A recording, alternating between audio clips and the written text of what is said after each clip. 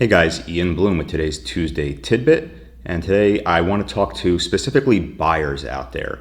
So in about 99% of contracts, as a buyer, you are not going to have the unilateral right to terminate the contract due to inspections. This means that just because you find issues, whether it's 5 things, 10 things, 20 things, you cannot just terminate the contract. You are going to have to make inspection requests and give the seller the opportunity to cure. If the seller is willing to take on all your requests and they are permissible requests, then you would have to proceed or you would be in breach of contract.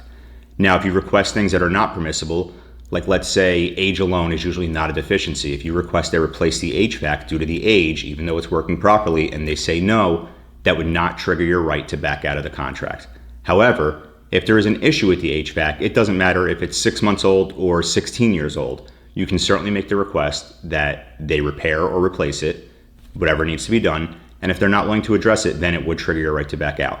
But just because you find issues, you are not going to have the right to back out in about 99% of contracts. You are going to need to make those requests. And this is fair because you made an offer on the house, you want to buy this house, so if they're willing to bring it into the condition that it needs to be in and make the repairs, then you should have to proceed.